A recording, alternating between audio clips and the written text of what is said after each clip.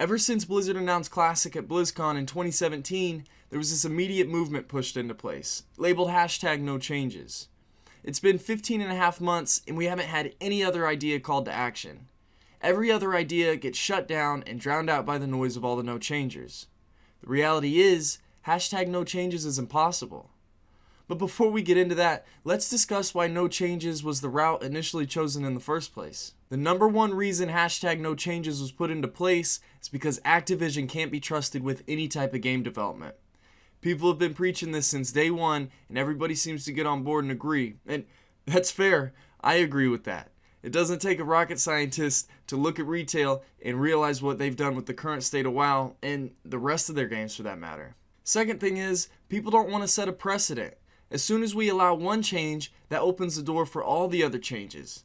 That's the second driving point for this movement. Again, completely understandable. The thing is, the premise of #NoChanges incidentally spills over and starts fighting for things that aren't going to end up happening anyways.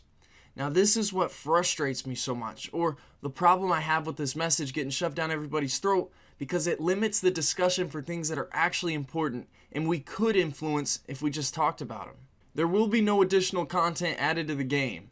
There will be no extra zones, no extra raids, not even any extra quests. They will not finish zones like Silithus and Ajara. The goal of recreating vanilla is not to make every spec viable to raid or PvP with. That's not even up for discussion, and Blizzard's already confirmed that. Adding these things would go against what Blizzard has already stated they're trying to do with Classic, and I'll quote, "The second we start to substitute our modern judgment to solve problems from 12 years ago, we are deviating from our goal of a historical recreation of the game as it was and make something different.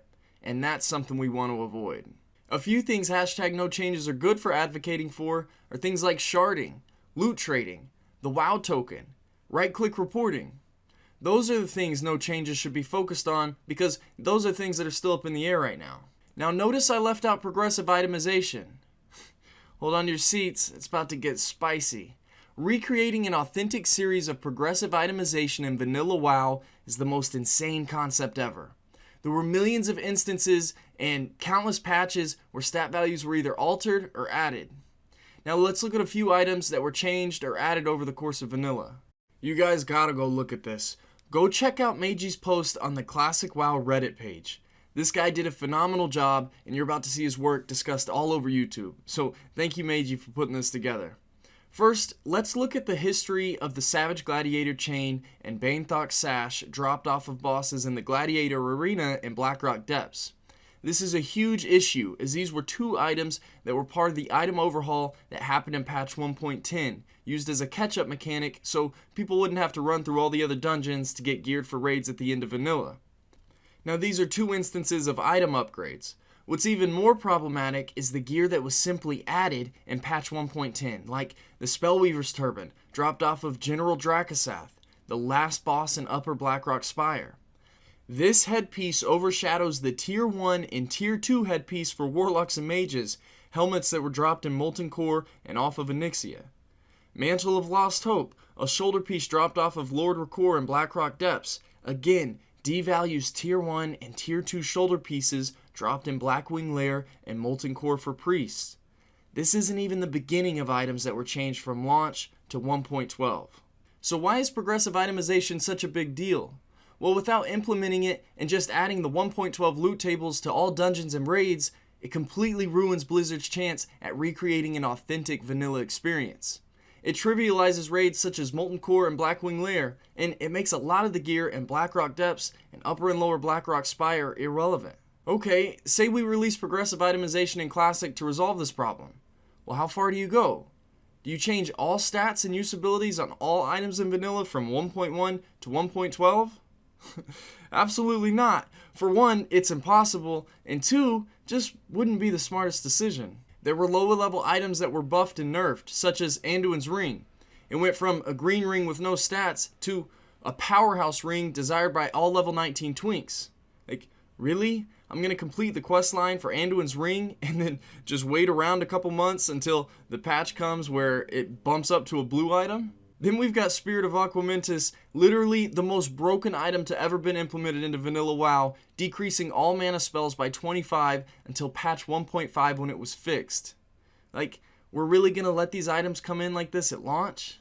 Do you see how much of a headache or how impractical it would be to just say, hey Blizzard, release progressive itemization exactly the way it was in vanilla, #nochanges. That's like asking for bugs and hotfixes in your game, and that's not gonna happen, nor should it. Having items in the game switch stats halfway through Classic's release schedule just isn't the most ideal choice. It would just be confusing for the player base to have to hold on to certain items in anticipation of them being buffed later on down the road. Like, what do we do about broken items like Spirit of Aquamentus? Do we really put unbalanced items back into the game? Also, Blizzard hasn't told us much more than the fact that they have the 1.12 database and possibly bits and pieces of data a little bit earlier than that. This is what we're dealing with. There's no right way to release gear in Classic that is consistent with how it was in vanilla. The developers are literally going to have to fabricate a new timeline to releasing gear that never happened. There will absolutely be changes, and we need to get on board and present an accurate timeline that's going to provide us the most authentic experience for Classic. Here's my suggestion. Blizzard releases all items in-game in their 1.12 form, and they pick and choose which items are available in loot tables at launch. So those items that were completely fabricated into bosses' loot tables in patch 1.10, like the Spellweaver's Turban and the Mantle of Lost Hope, these items are delayed until the later patch, which would be the third phase right now, the 0.5 dungeon gear. Obviously, there'd have to be an evaluation of all other items that are dropped from each raid's bosses to ensure that gear would progress with each patch and each additional piece of content. The biggest issue Blizzard's probably facing right now is coming up with a consistent timeline of releasing gear and content that doesn't make other aspects of the game irrelevant. That's the goal. The second proposition I'd have to progressive itemization is choosing a patch in which all the items were in a finished state, or nitpicking each item and choosing it in a finalized state and sticking with that throughout the timeline of Classic. I just don't like the idea of stat changes. I think it's terrible game design, and I think it was only implemented for the new players that were joining with the World of Warcraft in 2006. It was a decision made due to a time crunch. The developers would have never implemented that if it weren't for the leaders going, hey, we really need to get the new players involved and they need to experience vanilla raids before the Burning Crusade comes out. So say you went this route and chose a patch like 1.7. So when patch 1.10 were to roll around, we wouldn't see stat modifications of these items and it would completely cut out the catch-up mechanic in Classic WoW. Does Classic WoW need a catch-up mechanic since it's gonna pretty much run indefinitely anyways? Now again, that wouldn't be creating an authentic vanilla experience. No, we need a catch-up mechanic implemented into Classic. That's how it was in vanilla. #nochanges. Now say we went with that first option and chose patch 1.12 all the way because honestly, that's all the data and information that Blizzard has to pull from. What do? Well, we adjust the timeline and release of content appropriately to where all content stays relevant and doesn't overshadow one another. That means Molten Core and Dire Maul are released at different times, and that goes with the rest of the content. Now I realize there are 1.12 upgraded items in Molten Core that are best in slot forever, like the recipe for Titanic leggings, and this will be a trend for other raids and content in the game. Okay, now this is where we make those decisions. Certain 1.12 items can't be added until the 1.10 phase in Classic. And we measure that for all the raids and content in vanilla, ensuring that each progressive piece of content that comes out is even relevant. I don't see anything wrong with that. Now this is why I like a similar version of what I just proposed. If we have 1.12 gear from day one, that means raid bosses have to be adjusted because of the increase in the quality of the gear. If Blizzard's goal is to recreate an authentic vanilla experience, they'll have to do this indefinitely. In my opinion, they need to adjust bosses if they're going to recreate that authentic vanilla experience. #nochanges doesn't fall in line with Blizzard's goal. It took 69 days from the release date until the first Onyxia kill. It took all the way until April 25th, 2005, 154 days until Ragnaros was killed for the first time. Obviously, this was due to a few different factors, and I'd say gear and the lack of balance had the least to do with this phenomenon. Ultimately, gamers weren't very good in 2004, and to have 40 people pull their own weight in a raid was why it took so long to down these bosses. In 2019 Classic WoW, we have improved 1.12 talent systems for all classes, and everyone knows the best talent build and the best rotation for their class and spec. We're implementing the use of consumables and flasks now, something hardly anybody realized to do in vanilla WoW.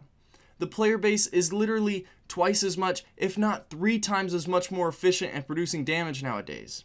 If Blizzard's goal is to recreate an authentic vanilla experience, they must adjust the boss numbers and make it harder.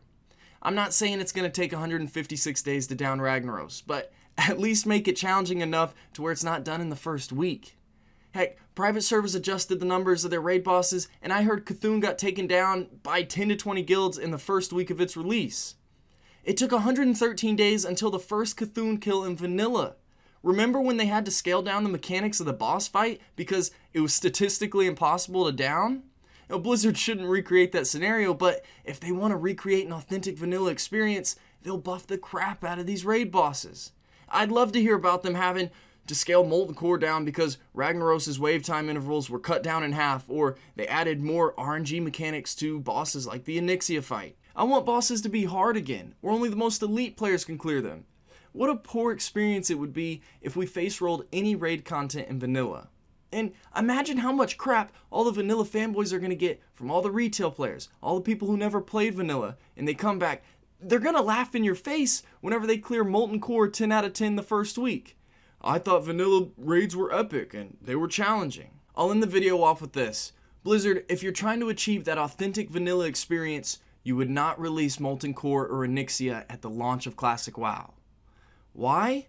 Because your goal is to achieve a historical recreation of what Classic WoW was. You must protect the player base from rushing to 60 and getting attuned for raiding right away because they know all the ins and outs. You cannot reward prior knowledge of the game if you're going to recreate an authentic experience. In vanilla WoW, nobody rushed to 60. Absolutely no one. And if they did, now you're implementing a system that would appeal to the 1%, the minority. If the game launches and we have 5 to 10% of the player base raiding and downing Ragnaros within 3 weeks of launch, you failed a historical recreation. Give the players a month to experience the game the way it was experienced the first time around. The culture of vanilla WoW is rich, and that leveling experience and all the small joys between 1 to 60 were unprecedented. Grouping up, running dungeons, creating guilds and alliances with others is unmatched. Ensure that this culture is implemented at the launch of the game, then recreate vanilla WoW 1 phase at a time, and preferably 7 or 8 phases. Let's look at what Ian Hazacostas has to say. When it comes to authenticity, that's not just about things like weapon skill and crit and crushing blows and all that. It's also about the community. It's about the social dynamics that are part of what defined WoW Classic. We understand that that is a key part of the experience, and anything that might threaten to undermine those dynamics is something that we need to be very suspect about, and again, use authenticity as our guide. Even if it might seem minor at a glance, those small changes could have large ripple effects that would change the way players related to the world and to each other. He's talking about small changes affecting authentic, original experience, and we need to be wary of that. Funny thing is, if we don't change certain dynamics of the game, you're gonna miss that recreation of what vanilla WoW was. There were no elite players rushing through the content. You have to force the community to experience the game the way it was played in 2004. With #NoChanges, we won't achieve any of this. It's inevitable that there will be changes, and we need to ensure that they're the right ones.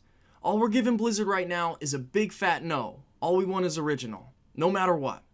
Original progressive itemization doesn't work. It doesn't add up. We need to shift the discussion in the Classic WoW community right now before it's too late and we don't have any say at all. Like I said, the hottest thing on the block right now is progressive itemization, which will affect the timeline and release schedule of content. And we need to hand Blizzard a viable, plausible plan that will ensure an authentic vanilla recreation. I hope this video sparks up some discussion in the community and allows us to give Blizzard more beneficial feedback. They already understand we don't want any changes. Now it's time to give them the right ones, the inevitable ones. I mean, we should be making our own polls and giving Blizzard data on what we want. Now, I know that gets complicated because there's a lot of people who didn't play vanilla who want certain changes, and that wouldn't mirror an authentic vanilla experience. Tell me what you think in the comments, and thumbs up this video if you want the discussion in the community to change. I just want what's best for Classic, as we all do.